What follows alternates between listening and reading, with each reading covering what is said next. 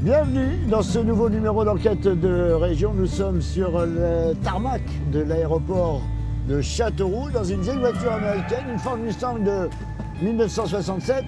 Un petit clin d'œil bien entendu aux Américains qui sont restés un long moment après la Seconde Guerre mondiale ici à Châteauroux. Alors, voiture, avion, ça veut dire transport.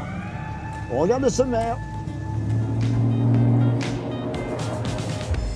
Panne à répétition, retard, grève, rien ne va plus entre la SNCF et les usagers du rail. Un peu partout dans la région, la colère monte et les collectifs se créent pour maintenir un service public défaillant. C'est de la prise d'otage de l'usager. C'est pas du service public. Ça, c'est plus du service public. C'est la honte. Avec un prix du diesel qui atteint des sommets et près de 50 000 décès en France à cause des microparticules, la voiture électrique s'impose doucement dans nos villes. C'est le côté écologique bien sûr, mais c'est également le fait que c'est extrêmement agréable à conduire. Le silence d'abord évidemment, et puis la souplesse. Plateforme de démantèlement d'avions, centre de formation et de peinture, plateforme de fret, l'aéroport de Châteauroux ouvre des vols commerciaux, mais à quel prix?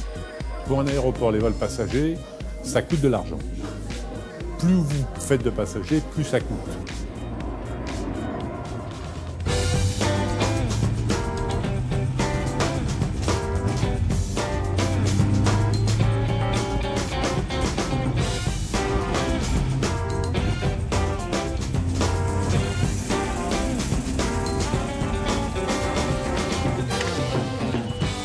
Et voilà pour le sommaire. Et maintenant, on va aller rejoindre notre invité. Alors, je ne sais pas s'il va être d'accord avec notre empreinte écologique, mais enfin bon, c'est pas grave. Charles Fournier, bonjour. Vous êtes vice-président du Conseil régional et à la fois président du groupe des écologistes. Exactement. On va donc parler transport avec vous. Vous allez être notre fil rouge, témoigner sur tous les sujets que l'on va proposer. Le premier, c'est celui de la guerre du rail. La SNCF, problème avec la SNCF, problème avec les usagers, mais aussi problème avec La région et l'État. Et l'État. Merci pour cette précision. Alors, eh bien, ce reportage, la guerre du rail, est signé, lui, Corinne Bianrosa et Juliette Rocher. Ce samedi, le Paris-Cahors s'est exceptionnellement arrêté en gare d'Argenton-sur-Creuse, contraint et forcé par les habitants de la ville qui n'en peuvent plus de voir seulement passer les trains. On est très nombreux aujourd'hui et puis les élus sont avec nous, donc ça c'est une grande victoire. Et puis on ne va pas s'arrêter là surtout, donc on va y arriver à la victoire. Une victoire dans un match qui se joue à 3. D'un côté les usagers du train, de l'autre la SNCF et les pouvoirs publics. Pour les premiers, la situation ne cesse de se dégrader. Depuis plusieurs années, le développement du TGV a concentré les efforts et l'investissement au détriment des autres lignes. Chartres-Paris par exemple, la deuxième ligne TER la plus fréquentée de France avec près de 20 000 voyageurs par jour. C'est galère tous les jours, pratiquement. Il n'y a pas une semaine où il n'y a pas quelque chose.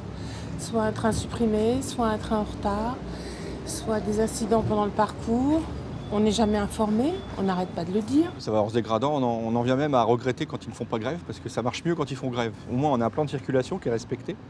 Tandis que là, quand il n'y a pas grève, on est toujours un petit peu dans l'expectative, on ne sait pas toujours si ça va bien rouler ou pas.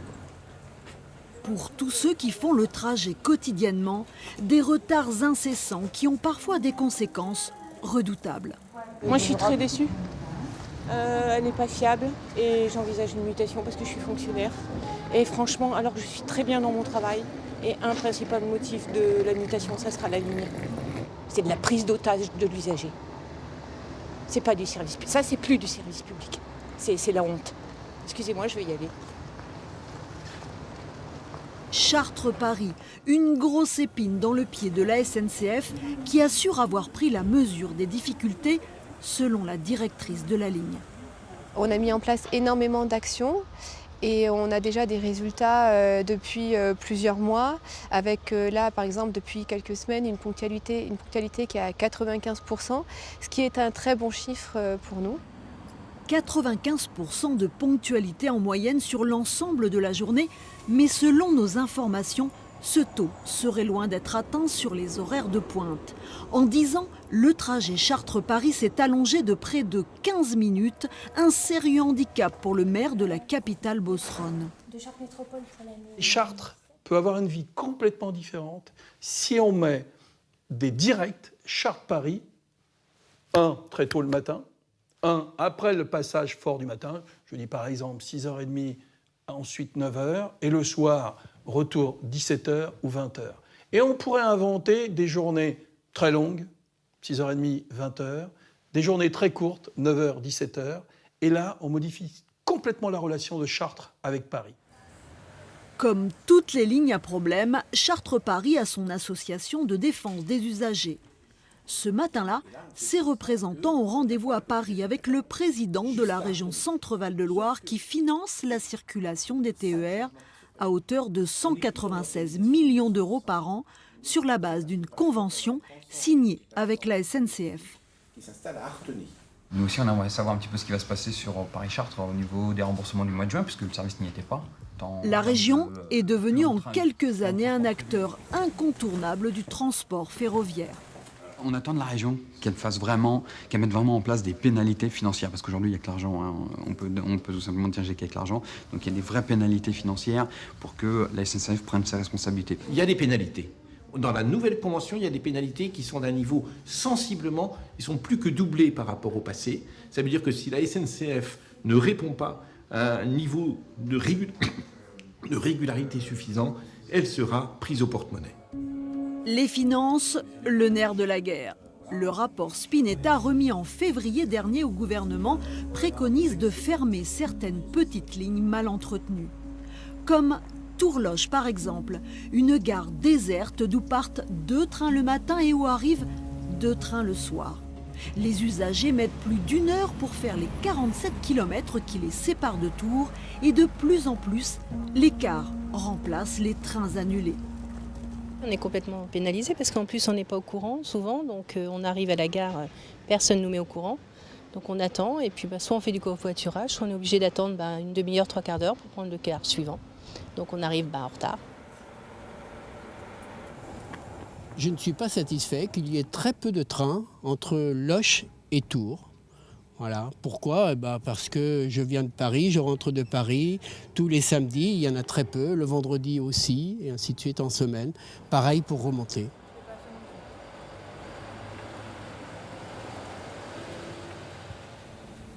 La SNCF est capable de dépenser des centaines de millions d'euros, par exemple, à la gare de Montpellier. Une gare de Montpellier Sud qui ne sert strictement à rien. Il y a 6 trains par jour qui s'y arrêtent. On a dépensé des sommes considérables et là, elle n'est pas capable d'investir pour 40 millions, parce qu'il n'y a pas si longtemps, au contrat de plan État-région, on était à 40 millions pour la rénover correctement. Donc la SNCF, des fois, on ne sait pas quel jeu elle joue. Enfin, si, on a une petite idée quand même. Hein. Quel jeu, vous pensez qu'elle joue ? La fermeture, c'est clair et net. En attendant, la région a déjà déboursé près de 700 000 € pour rénover un pont à la sortie de la gare de Loches afin de pérenniser la ligne. Comment on peut accepter que ce qui existe depuis plus de 100 ans, qui a véritablement créé un aménagement équilibré du territoire, des relations entre les villes-préfectures et les villes sous-préfectures, irriguer les territoires ruraux, comment on peut imaginer qu'au XXIe siècle, au moment où il y a les problèmes de gaz à effet de serre, etc., on va arrêter ces lignes. Je refuse d'envisager la fermeture de Tourloche. Des pouvoirs publics qui investissent l'argent des contribuables pour conserver des lignes que la SNCF n'estime plus rentables. La situation est pour le moins paradoxale. Pour le maire de Loches, 6 000 habitants, l'enjeu est de taille. Foncièrement, il y a une colère. Après, il faut trouver des solutions. Foncièrement, il y a une colère parce que ça fait des décennies en fait, qu'on a abandonné la politique d'aménagement du territoire. Alors, la métropolisation, c'est bien, mais ce n'est pas suffisant. Nous, on est en train de crever si on continue dans ce sens-là. Donc, les territoires dits périphériques, ils nourrissent une population. Ils l'alimentent largement, surtout des villes-centres comme nous. On alimente 50 000 habitants. Il y a les gares où les trains ne circulent plus et celles où ils ne s'arrêtent plus. Argenton-sur-Creuse, dans le sud de l'Indre, a perdu de son attrait. Autrefois bien desservie sur l'axe Toulouse-Paris, la petite ville, qui compte aujourd'hui moins de 5000 habitants, est de moins en moins attractive. Seulement 2 trains le matin vers Paris et au départ de la capitale, plus aucun après 17h40, alors que plus de 20 trains passent tous les jours dans la gare sans s'arrêter. Une situation qui bloque le développement d'activités comme celle du CNEAC, le Centre national d'enseignement agricole, qui délivre plus de 1000 diplômes par an. Ça pose problème, ouais, d'un point de vue horaire. Ça, certes, c'est sûr et certain que commencer son cours à 9h et à 11h, on l'interrompt parce qu'on n'a pas de train. C'est une contrainte totale vis-à-vis des enseignants, vis-à-vis des élèves. Ils n'ont pas demandé, malheureusement, d'arrêter leur cours à 11h. Avant, quand on avait le choix d'avoir plusieurs horaires de départ, ça permettrait pédagogiquement de construire un programme qui était cadré, qui correspondait à ce que le ministère demandait. À Argenton-sur-Creuse, toute la population est mobilisée. À l'accueil de la mairie, une pétition attend les administrés. Quand j'étais étudiante, justement, je prenais le train pour aller à Châteauroux et ça évitait à mes parents de faire le trajet, justement. Donc je trouvais ça bien pratique. Plus de 9800 personnes ont déjà signé, un chiffre qui n'étonne pas le maire de la commune. Je pense que petit à petit, il y a ce qu'on appelle un glissement de la démocratie représentative vers la démocratie participative. Et les décideurs, de plus en plus, sont attentifs à ce que pense la population et pas à ce que renvoient les élus. Le comité de défense de la gare d'Argenton-sur-Creuse, qui compte plus de 300 adhérents, a écrit à la ministre des Transports et rencontré les dirigeants de la SNCF. En vain. Alors, ce samedi, les usagers en colère ont décidé de passer à l'action. Bonjour madame. Tenez, j'ai un petit rappel pour la manifestation de cet après-midi pour la défense de la gare. Je vais vous dire une chose, j'étais le chef de gare d'Argenton il y a 15 ans. Et quand je vois dans l'état qui est la gare au niveau voyageurs, fret, ça me fend le cœur de voir tout ça. Je suis une Argentonaise de cœur, ma maman habite encore là, ça m'arrive de venir.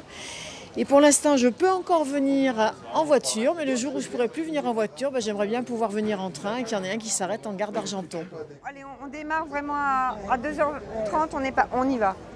À la tête du mouvement, il y a Martine Hirzinski, une comédienne qui effectue souvent des allers-retours à Paris pour son travail. C'est devenu pour moi un combat beaucoup plus, pas seulement un combat personnel, c'est-à-dire que j'ai vraiment pris à mon compte le combat de toutes ces personnes qui vivent là, qui sont complètement délaissées de plus en plus, à qui on supprime les services publics de proximité, les dessertes ferroviaires, tout ça, il y en a marre.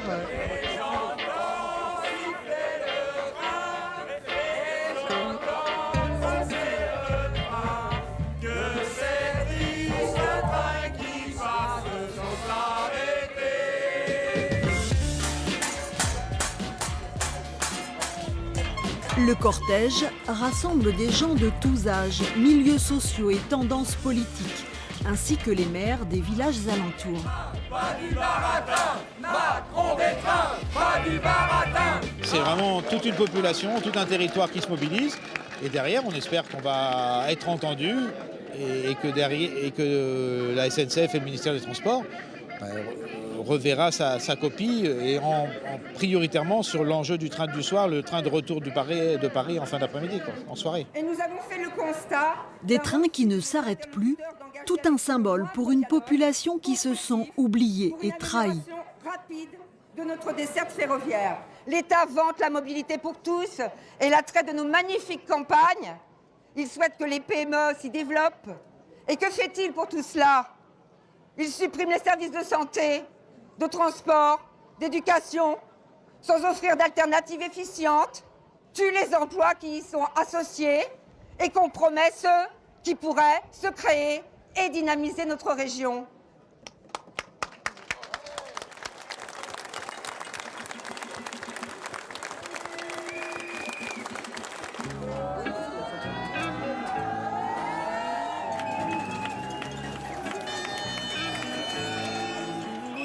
Les manifestants ont pénétré dans la gare et ont envahi les voies.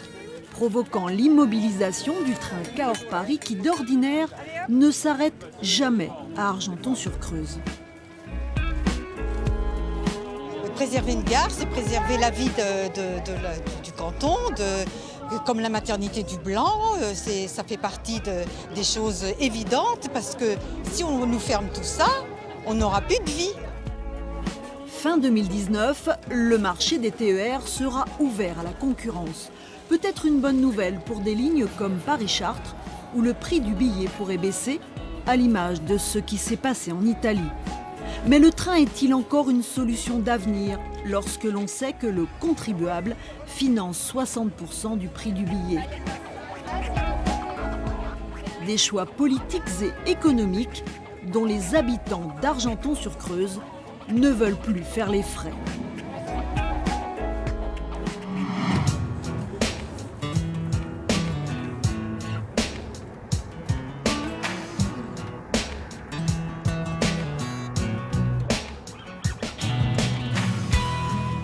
Des voyageurs agacés, des trains en retard, on va en parler tout de suite avec Charles Fournier. C'est un véritable problème dans la région. La mobilité, c'est un problème un peu partout, mais dans notre région particulière, puisqu'il y a une région marquée par la ruralité. Et donc la mobilité, c'est à la fois un sujet économique, c'est un sujet social, le droit de se déplacer, et c'est évidemment un sujet environnemental, et je pense qu'on va beaucoup en parler pendant cette émission. 30 milliards de kilomètres parcourus dans notre région par nos concitoyens chaque année, donc c'est un chiffre quand même qui donne un peu la mesure. On a un monde qui s'est transformé, on a remplacé la proximité par la mobilité, on a spécialisé les activités dans nos territoires. Pour aller travailler, il faut aller toujours plus loin, pour consommer, il faut aller toujours plus loin. Et tout ça, ça multiplie évidemment cette problématique de la mobilité. Et beaucoup de nos concitoyens en sont exclus. Mais est-ce qu'on n'a pas mis un petit peu la charrue avant les bœufs? Parce que on a voulu faire rapidement quelque chose qui soit efficace au niveau de l'écologie, au niveau de la proximité. Mais je dirais par rapport à la SNCF, il y a quand même du vieux matériel, même si vous, dans la région, vous êtes en conflit avec eux parce que vous fournissez, et c'est vous qui êtes, entre guillemets, les responsables pour les usagers. Presque 90% des déplacements de nos concitoyens, c'est moins de 50 km. Et en fait, le problème, c'est qu'on a investi de manière très importante dans les LGV, dans les grandes distances. Et ça s'est fait au détriment d'un réseau secondaire qui est aujourd'hui dans un état déplorable et qui coûte beaucoup d'argent. C'est l'État qui est responsable de l'entretien des infrastructures. Il ne les a pas entretenues depuis 40 ans. Et aujourd'hui, il se retourne vers les régions en leur demandant de prendre le relais. On a des lignes qui ne fonctionnent plus. On en parlera dans la région, il y en a plusieurs. Mais des lignes qui, aujourd'hui, si on ne fait rien, on va devoir les fermer. Ou alors, on va circuler à 40 km/h. Par exemple. Châteauneuf, mais on peut parler de la ligne Tourloche. Tourloche. Voilà. Chenantour, voilà. 140 voyageurs par jour. Exactement. Ouais. Et toutes ces lignes-là, il faudrait à peu près 250 millions d'euros pour les remettre dans leur état de fonctionnement. Alors, il y a aussi la possibilité du bus dans ces transports de proximité, mais pour l'instant, les bus, ils marchent au diesel. Il n'y a pas véritablement encore de bus électriques. Il y en a qui fonctionnent, je crois pas beaucoup. Bien sûr, je crois que ce qu'il faut penser globalement, c'est l'intermodalité. C'est comment je pars d'un endroit pour rejoindre un autre endroit en changeant parfois de mode de transport. Et les transports en commun sont une des composantes de ces déplacements. Alors évidemment, le bus, et notamment le bus au biogaz, au bioéthanol, est une solution. Mais dès lors qu'on ne va pas augmenter aussi le volume des déplacements, parce que ça voudra dire aussi qu'il faudra cultiver pour pouvoir produire de l'énergie. Et cultiver, ça veut dire qu'il faudra occuper des terres. Et donc nous avons aussi besoin de terres pour nous nourrir. Et donc il faut trouver un équilibre. L'écologie, c'est la recherche aussi de cet équilibre. Est-ce que ne vous trouvez pas que la région, et je parle bien de celle-là, on s'est un peu préoccupé des centres-villes, avec une circulation relativement et très agréable et facile, et pensée, mais que la ruralité est restée de côté? Mais je crois que tout notre modèle de développement est très métropolitain, est très citadin. Et on a raisonné notre économie, on a raisonné nos activités en les centrant sur les territoires urbains au détriment des territoires ruraux. Et dans une région comme la nôtre, évidemment, on le paye aujourd'hui. Mais on a eu aussi beaucoup de nos concitoyens qui ont choisi d'aller vivre à la campagne pour la qualité de vie et qui aujourd'hui... Oui, mais il ne faut pas qu'ils soient pénalisés. Bien sûr, il ne faut pas qu'ils soient pénalisés. Mais aujourd'hui, justement, ils constatent la difficulté, ils constatent qu'on a vidé les campagnes d'un certain nombre de services publics, de commerce, de possibilités de déplacement. Et aujourd'hui, on est dans cette contradiction. On mesure ce qu'on a détruit. Quand on remonte quelques dizaines d'années en amont, c'était la proximité qui dominait. Vous pouviez faire acheter localement, vous pouviez travailler localement. Vous n'aviez pas besoin de ce volume de déplacement. Aujourd'hui, on est dans une situation tout à fait contradictoire. Énorme sujet, le transport par le chemin de fer. Alors, Justement, maintenant, on va parler de ces fameuses voitures électriques parce que 48 000 personnes décèdent prématurément en France à cause des microparticules. Alors le moteur diesel, pardon, on l'a bien compris, c'est bientôt sa fin. Sous quelle forme, on ne sait pas encore. En revanche, le véhicule électrique commence petit à petit, timidement à s'imposer. Et on va voir d'ailleurs justement comment il arrive dans un département, celui de l'Indre-et-Loire. C'est un reportage signé Luc Perrault, Pascal Épée.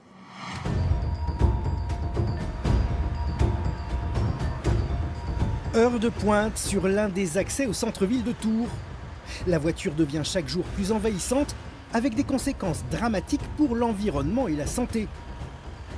Pour reprendre le contrôle, les pouvoirs publics ont adopté quelques décisions fortes, comme la loi de transition énergétique de 2015 qui promet de nous faire passer à marche forcée dans un monde plus propre, ou encore le plan climat de Nicolas Hulot qui promet d'éliminer tous les véhicules thermiques d'ici 2040. Le gasoil s'est dépassé, place à la fée électricité. Elle s'appelle Ioniq Zoé, Ion et se multiplie silencieuse dans nos rues. Alors dans cet avenir qu'on nous promet vertueux, la voiture électrique est-elle la solution miracle ? Où en est-on aujourd'hui de son développement et comment s'y retrouver dans les offres des constructeurs ? Parole d'expert. Aujourd'hui, on trouve sur le marché ce qu'on appelle l'hybride. C'est la combinaison d'un moteur électrique et d'un moteur thermique qui peut être essence ou diesel.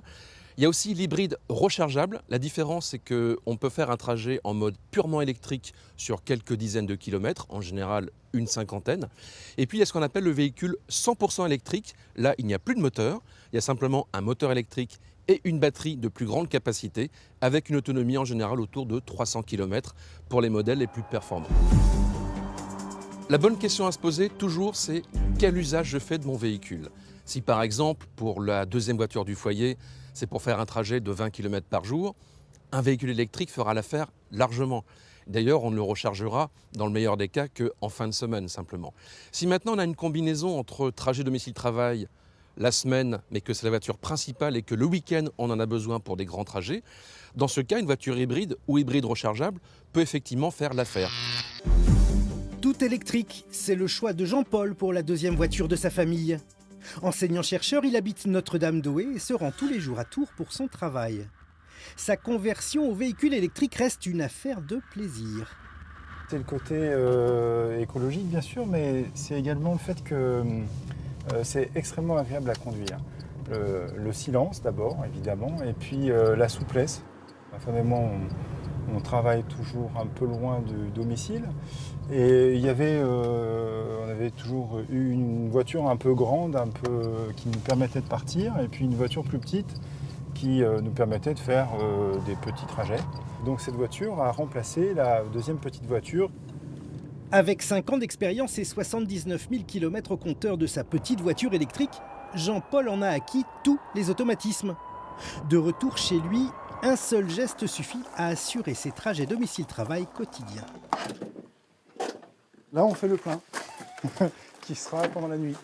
Je le fais dès que je suis en dessous de la moitié de la charge, ce qui m'arrive tous les 2-3 jours. C'est un geste qu'on a vraiment l'habitude, on se gare juste devant et puis on charge. On ne le vit pas du tout comme une contrainte.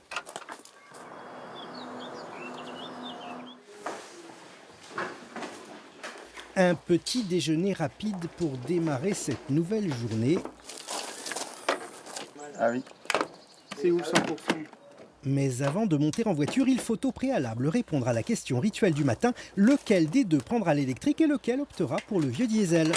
C'est celui qui fait le plus de kilomètres qui prend la voiture. On décide un petit peu chaque jour en fonction de notre emploi du temps.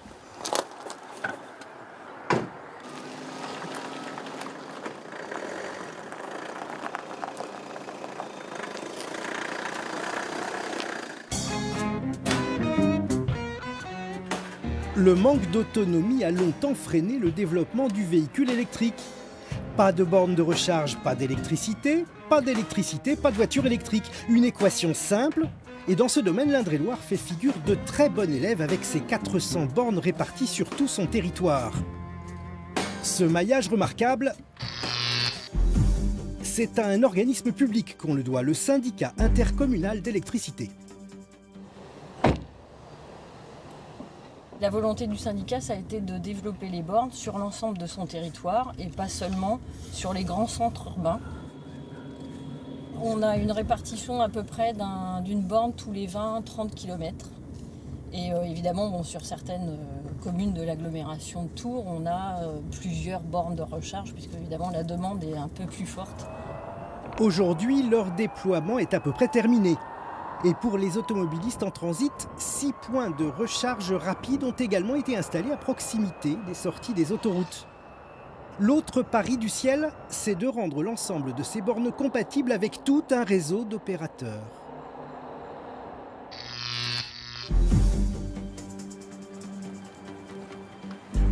Aujourd'hui, avec mon outil carte ici, j'accède à plusieurs milliers de points de charge dans le monde avec un seul outil.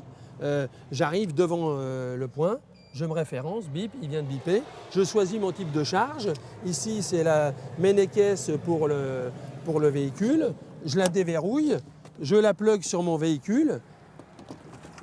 Voilà, je reviens, je déverrouille, je m'en vais dans n'importe quel endroit du territoire, je réserve à distance, j'ai l'information des tarifs, je suis suturé sur ma carte, j'ai un seul outil de paiement.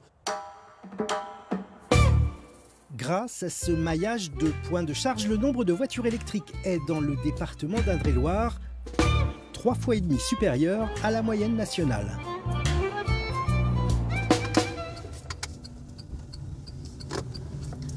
Donc là, on a démarré l'heure avec, tu as vu, le mode économique qui est enclenché. Hein. C'est un mode qui va limiter l'accélération. D'accord. On va un peu brider l'accélération pour que la voiture soit plus économe. Une bonne dose de stress pour Adeline. Après quelques échecs dans son apprentissage sur voiture traditionnelle, la voici aujourd'hui au volant d'une voiture électrique et c'est son deuxième cours. Donc à droite, ils ont quoi comme régime de priorité? C'est un CD de passage. Ouais. On retrouve Adeline à l'issue de sa leçon. Impression. Super voiture, souple, pas de bruit, super calme, j'adore ça. Il y a 3 ans, cette auto-école a été l'une des toutes premières à acquérir une voiture électrique à double commande. L'apprentissage de la conduite est totalement dissociable de l'éco-conduite. Ça veut dire que quand on va aborder ces véhicules-là, on va vraiment s'intéresser à des modes de conduite économiques. Hein. Dans la conduite, ça ne change pas grand-chose, voire même rien. On a les mêmes caractéristiques qu'une voiture automatique normale. La simple différence, c'est qu'effectivement, le silence peut un petit peu dérouter au début, dans la mesure où la perception de la vitesse est un petit peu faussée par rapport au silence de fonctionnement. Dans les grosses entreprises publiques comme privées, la transition vers la motorisation électrique devient peu à peu une réalité. À la Poste, on a misé sur la diversification. Aux côtés des fourgonnettes et des vélos à assistance électrique, on trouve d'autres engins plus surprenants. Revue de détail. Nous avons un 3 roues électrique qui s'appelle le Stabi, en raison de sa stabilité pour les facteurs. C'est un modèle spécialement conçu pour la Poste par Ligier, qui permet vraiment de s'adapter aux tournées, notamment de centre-ville, hein, avec une capacité aussi d'emport importante. Et puis, vous avez, à côté de celui-ci, le quad électrique, qui lui aussi est adapté aux zones urbaines et périurbaines. Nous sommes sur la plateforme de Jouer les Tours.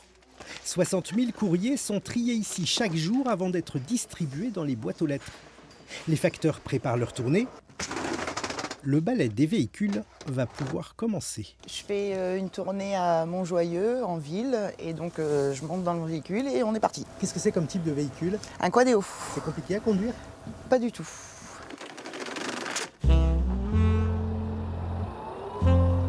Le petit véhicule est commode, il se faufile partout, souple et silencieux. C'est assez agréable, surtout quand on est en ville. Et en plus, on n'a pas besoin de passer les vitesses. Donc, puis c'est limité à 50, donc on n'a pas besoin de se surveiller à combien on roule. Il n'y a pas de souci. Depuis 2013, la Poste a réduit de 15% ses émissions de gaz à effet de serre. Une démarche vertueuse qui devrait se poursuivre dans les prochaines années. Mais la voiture électrique ne fait pas que des heureux. Et les expériences tournent parfois au fiasco. En septembre 2014, le service avait été inauguré en grande pompe. La société d'autopartage Cities installait dans le quartier des Deux Lions une station de véhicules 100% électrique. 4 ans plus tard, la station n'existe plus. L'expérience n'a pas été reconduite et les 12 voitures de Cities fonctionnent toutes à l'essence. Explication. La vertu de l'autopartage, c'est la mutualisation des voitures et le fait de remplacer des voitures personnelles par une voiture mutualisée. Et la motorisation est secondaire. Aujourd'hui, ce qu'on ne peut pas faire, c'est aller vers des véhicules électriques qui, en termes de coût de revient, reviennent quand même plus cher, nécessitent une borne électrique, beaucoup de temps pour recharger, et en même temps qui font un petit nombre de kilomètres en ville, ce qui pose des problèmes en termes économiques. Peut-être un jour l'autopartage s'intéressera-t-elle de nouveau à l'électricité.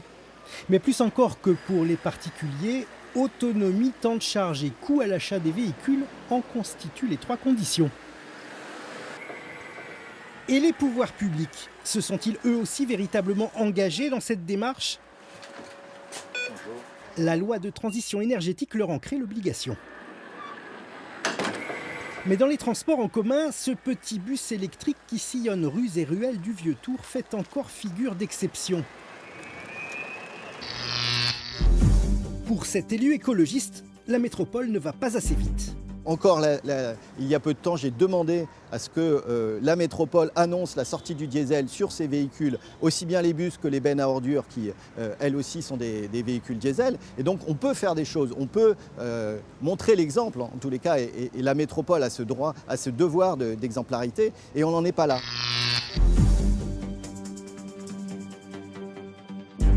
Nous avons un tramway, une première ligne, 21 rames qui sont électriques, 100% électriques. Donc la transition a débuté. Il y a aujourd'hui 156 bus qui tournent dans la métropole. Sur ces 156 bus, 57 sont les dernières générations du diesel. Mais à partir de 2019, tous les renouvellements des bus qui seront effectués par la métropole seront sur de la transition énergétique, électrique ou biogaz. On est en train de voir, mais en tout cas, on n'achètera plus de bus diesel dans cette métropole. Il en va du renouvellement des bus comme pour celui des voitures des particuliers. L'avenir semble plus probablement nous mener vers un mix de plusieurs énergies. Il n'y aura pas de grand soir avec le moteur thermique qui bascule vers le tout électrique. Il y aura toujours du thermique, de l'hybride rechargeable, de l'électrique 100%, et à terme, on aura aussi de l'hydrogène, qui est d'ailleurs une autre forme d'électrification finalement. Au lieu d'avoir une batterie dans laquelle on stocke de l'énergie et qui alimente un moteur électrique, l'hydrogène, c'est on fabrique l'énergie en roulant. Autrement dit, on a du gaz qui est stocké dans des bonbonnes, qui est transformé en courant électrique par une pile à combustible, et ensuite, eh bien, on peut rouler pendant plusieurs centaines de kilomètres, sachant que l'hydrogène a cette grande force que l'on peut recharger la voiture en seulement 3 minutes. L'hydrogène serait donc l'une des autres grandes pistes à explorer. Et là aussi, l'Indre-et-Loire pourrait devenir un acteur majeur. Plusieurs industriels sont sur les rangs aux côtés du CEA de Mont, déjà à la pointe de la recherche sur les réservoirs et les piles à combustible. Le site d'Isopark à Sorigny pourrait quant à lui accueillir la première grande station de recharge du précieux gaz.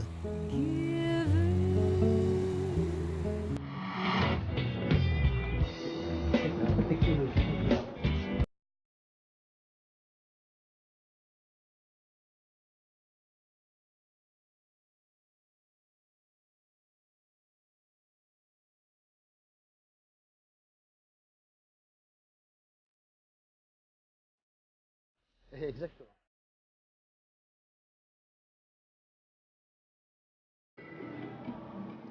Alors là, Charles Fournier, on se retrouve dans un atelier ici. Vous aviez l'habitude de rentrer dans ce genre d'endroit? Non, c'est pas régulier pour moi. Voilà, c'est pas les endroits où je vais en premier. Parce qu'il y a beaucoup d'empreintes carbone. C'est ça. J'imagine. Potentiel. Bon, on va revenir sur la voiture électrique. J'ai l'impression, quand même, les années faisant, qu'on s'est un peu engouffré dans quelque chose qui n'est pas forcément une bonne idée. C'est une vraie fausse bonne idée? Mais je crois que comme souvent, on a tendance à trouver la solution qui va régler tous nos problèmes. Et que la voiture électrique, on l'a vendue comme le véhicule propre. Et en fait, quand on regarde de près, la voiture électrique, elle pose 3 problèmes. Le premier, c'est la fabrication. On utilise beaucoup d'énergie pour la fabriquer dans des conditions extrêmement compliquées. Le deuxième, c'est les matériaux rares, des métaux qui sont utilisés comme le cobalt, qui vont bientôt disparaître. Oui, qu'est-ce qu'on va faire des batteries? Exactement. Et le troisième sujet, c'est le type d'énergie qu'on utilise pour la voiture électrique. Et aujourd'hui, c'est surtout de l'énergie nucléaire. Et on ne peut pas dire que c'est une énergie propre, il y a des déchets radioactifs. Et donc globalement, le bilan de la voiture, avant même qu'elle ait roulé, est pire que celui de la voiture thermique. Au bout de 50 000 km, jusqu'à 100 000 km, elle commence à être plus intéressante. Voilà, mais quatrième point aussi, ça coûte cher. Ah, bien sûr. Bien sûr. À l'investissement, ça coûte cher. C'est pour ça qu'il y a eu autant de primes. On a essayé d'aider le plus possible. L'hybride, on en parle une seconde. Oui, alors l'hybride fait partie du mix qui nous serait nécessaire mix, pour demain, mais ce n'est pas non plus la solution absolue. Moi, je crois beaucoup aussi à la mobilité au biogaz, qui sera une partie. Mais encore une fois, je crois qu'il faut qu'on réfléchisse mix énergétique, mix dans les types de mobilité, et surtout pas qu'on pense à un sujet pour remplacer le pétrole. Alors, la question piège, hydrogène, là, c'est... Alors l'hydrogène offre des possibilités intéressantes, mais il faut se rappeler que ce n'est pas une énergie, c'est un vecteur d'énergie, et qu'il faut de l'énergie pour fabriquer l'hydrogène. Et encore une fois, on retombe sur le même problème, c'est qu'il faut beaucoup d'énergie pour fabriquer l'hydrogène. Par contre, l'hydrogène, pour les camions, pour les flottes captives, pour les trains, peuvent être une bonne solution, parce que le problème de l'hydrogène, c'est c'est un gaz qui est très volatile, et il faut le compresser de manière extrêmement forte, et donc on ne peut pas en transporter beaucoup. Et donc vous imaginez, s'il faut refaire tous les réseaux de distribution, ça coûterait un argent extrêmement important. Donc l'hydrogène peut faire partie du mix, mais plutôt pour certains usages limités. À voir dans les années à venir. Nous sommes là à l'aéroport de Châteauroux. Finalement, quand quelqu'un prend un billet d'avion, eh bien nous, on en paye pas mal de ce billet. Bien sûr, d'ailleurs, ces petits aéroports ne tiendraient pas sans argent public. On finance au siège, ici, sur certains vols, jusqu'à 150 € le siège, quand celui qui se déplace va payer 80 €. Et donc, évidemment, c'est tout à fait concurrentiel par rapport à d'autres modes de déplacement, mais c'est même une concurrence déloyale, puisque le transport aérien ne paye pas de taxes sur le kérosène, a une TVA à taux réduit, bref, tous les avantages. Donc évidemment que le transport aérien l'emporte, mais ce qu'on oublie quand même souvent, c'est que le transport aérien, ça a un impact sur l'environnement qui est quand même majeur. Alors donc, quand on paye nos impôts, on paye un peu de voyage. Autre chose, et pour terminer, ici, il y a eu beaucoup de fantasmes en disant que ça va être Notre-Dame-des-Landes. En France, on est un peu fou. Un aéroport pour 350 000 habitants.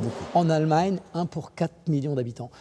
En fait, on croit que c'est l'aéroport qui va régler tous les problèmes de développement des territoires. On en a un tous les 100 km. En Nouvelle-Aquitaine, il y en a 11. Dans notre région, Tours, demain Châteaudun, ici Châteauroux, pensent pouvoir développer leur territoire à partir de ça. Ça, c'est un peu un fantasme. Et donc, je crois qu'aujourd'hui, le transport aérien, il est très émetteur de gaz à effet de serre. Il faut réduire le transport aérien plutôt que le développer encore plus. Très bien. Merci Charles Fournier d'avoir été notre invité pendant ce numéro d'Enquête de région. On va regarder ensemble, justement, à propos de l'aéroport de Châteauroux, un reportage de Catherine Lacroix et Pascal Épée qui nous montre comment Châteauroux tente de s'imposer.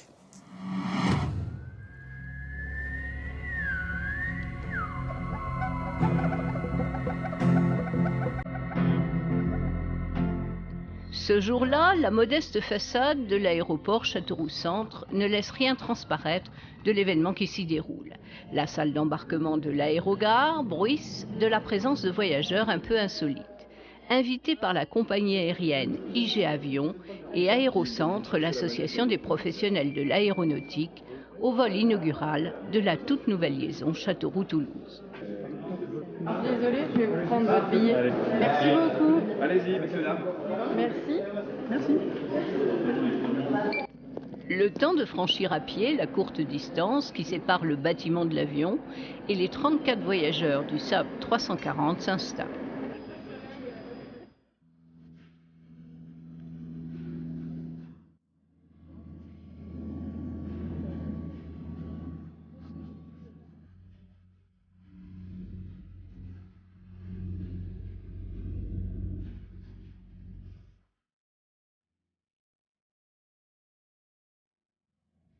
Ce vol était très attendu de ceux qui, depuis des années, se battent pour le développement d'un outil trop longtemps laissé en jachère. Mais c'est une grande joie de voir enfin l'utilisation plus aboutie de cet aéroport vers des destinations qui vont réjouir les Berrichons, comme je l'espère les Toulousains pour celle-ci. Ce serait formidable également que les Corses, les Niçois, demain puissent dire qu'ils se sentent bien chez nous, qu'ils ont des choses à y voir et à y découvrir. Et c'est certain que nous avons aussi des richesses à présenter. Notre territoire est différent. D'un point de vue aéronautique, une très belle richesse, et aussi bien pour l'aéronautique que pour les voyages d'affaires, pour le tourisme en général, eh bien c'est une très bonne nouvelle. À peine le temps de savourer un plateau repas fabriqué localement et l'avion roule déjà sur les pistes de l'aéroport de Toulouse-Blagnac. Le trajet aura duré 70 minutes.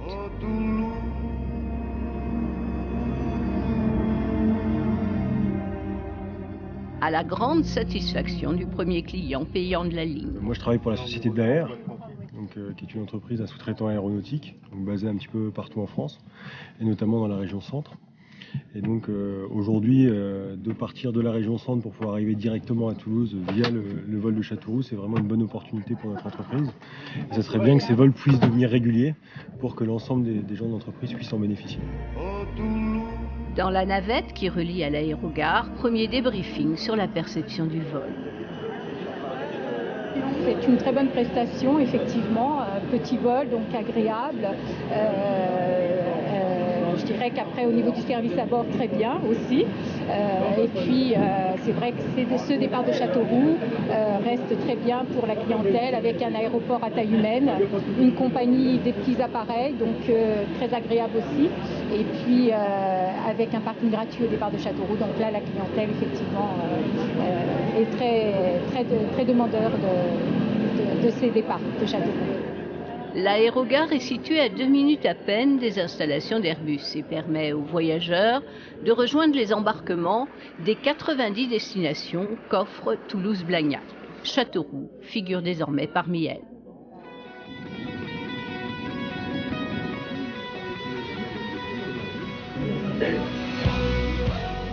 Quelques semaines auparavant, le premier vol international Châteauroux. Ce jour-là, la modeste façade de l'aéroport Châteauroux-Centre ne laisse rien transparaître de l'événement qui s'y déroule.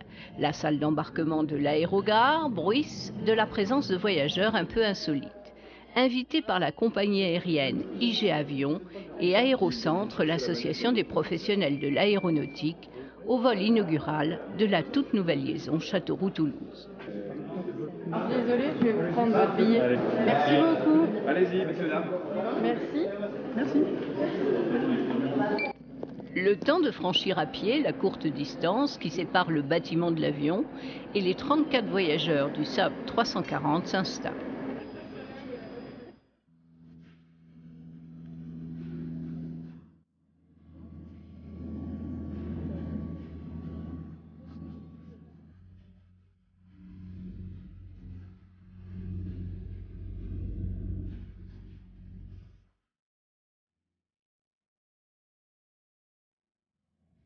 Ce vol était très attendu de ceux qui, depuis des années, se battent pour le développement d'un outil trop longtemps laissé en jachère.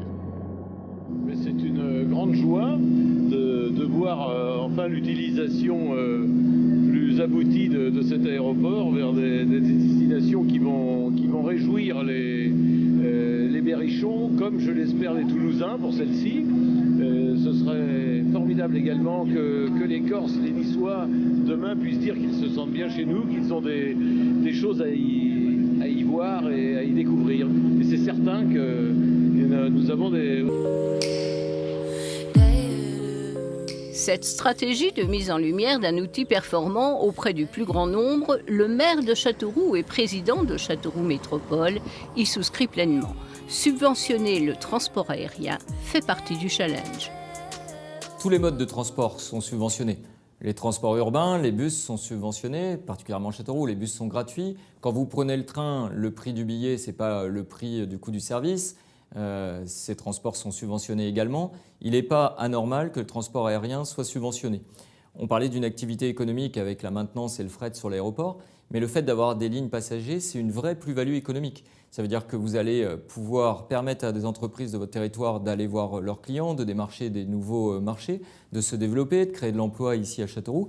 Et puis vous allez pouvoir attirer sur votre territoire des professionnels qui vont venir ici parce qu'il y a cette ligne d'avion. Et on sait que dans les 10, 20, 30 années qui viennent, l'explosion du trafic aérien est quelque chose d'acquis. Au-delà de ça, c'est aussi entrer dans un circuit international de transport aérien avec, vous avez pu le constater ces derniers mois, une réalité, c'est que ne se construiront plus en France au moins de nouveaux aéroports et que les territoires qui en ont doivent en profiter un maximum. Au conseil départemental de l'Indre, qui n'exerce plus de compétences économiques, la décision a été prise d'aider à la diffusion des atouts du Berry. Car là aussi, les lignes voyageurs sont des portes ouvertes sur d'autres horizons dans les deux sens. On nous a effectivement demandé une participation, comme nous l'avons demandé d'ailleurs l'année dernière. On a demandé 40 000 € que nous avons effectivement octroyés pour ces interventions.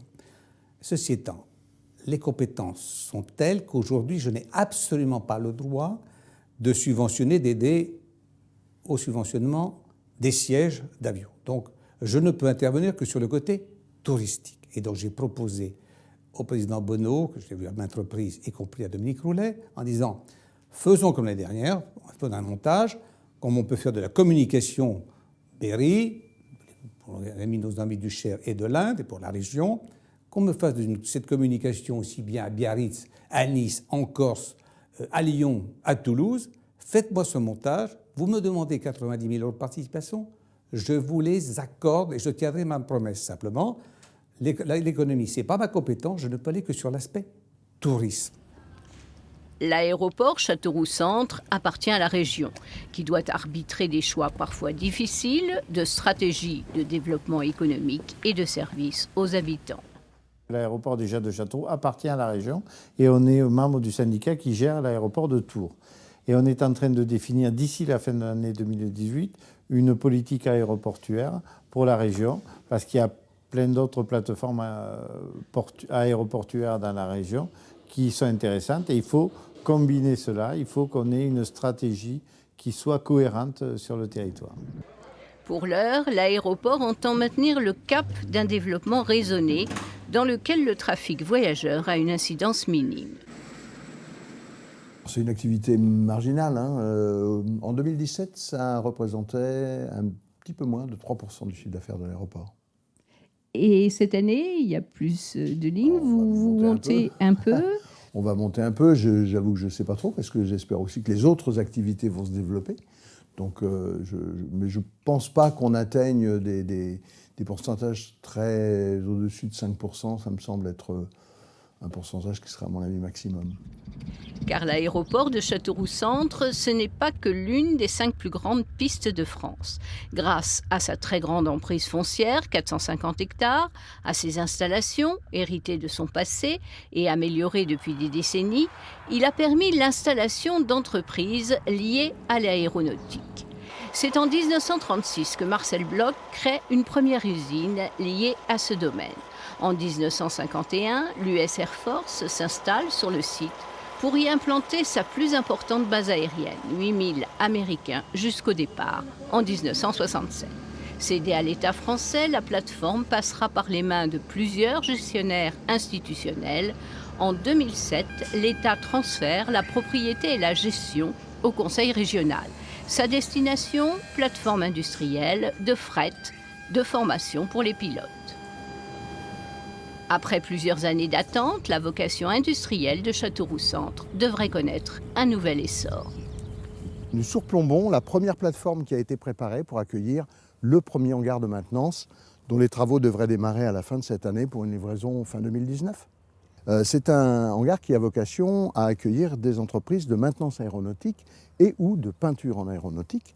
Donc à l'évidence, on a aujourd'hui un gros problème de manque de hangars de cette nature et de cette taille sur le territoire national. Donc il est certain que des entreprises vont venir dès que le bâtiment sera disponible pour y implanter une activité et créer de l'emploi. La région va investir 30 millions d'euros pour sa construction. La nouvelle tour de contrôle, estimée à 3 millions, étant prise en charge par l'État. Comme une bonne nouvelle n'arrive jamais seule, une convention vient d'être passée avec la société Airbus. 6 slots, autrement dit des garages pour avions, lui sont désormais attribués pour faire transiter ses appareils. Voici le tout premier qui sera livré d'ici peu à son acheteur. Aujourd'hui sur Toulouse, la place est très très rare et que Airbus est confronté à Toulouse à l'impossibilité d'avoir des avions en stockage pour 15 jours ou 3 semaines. Et c'est, je pense, la première étape de ce que je décrivais tout à l'heure, sur le fait que Châteauroux va enfin être reconnu comme une brique très importante dans l'industrie aéronautique française et probablement européenne. Depuis 11 ans que la région a repris en main les destinées de la structure, l'aéroport se développe doucement mais sûrement. Et les efforts financiers consentis par la collectivité à son existence ne sont pas surdimensionnés, loin de là. La stratégie qui est portée par le président de l'aéroport, la direction de l'aéroport, est une stratégie gagnante. C'est-à-dire qu'aujourd'hui, il y a la montée en charge des activités qui, en termes de chiffre d'affaires, font progresser le niveau de chiffre d'affaires. Nous, quand il y a eu besoin d'avoir une intervention de 1 million d'euros en termes de fonctionnement, on intervenait. Aujourd'hui, comme le chiffre d'affaires a augmenté, il y a une baisse, un réajustement de notre subvention d'équilibre. Dans les prochaines années, l'aéroport Châteauroux-Centre devrait pouvoir maintenir son cap et renforcer ses activités, tant industrielles que passagers, dans un contexte international où le trafic aérien n'arrête pas de croître.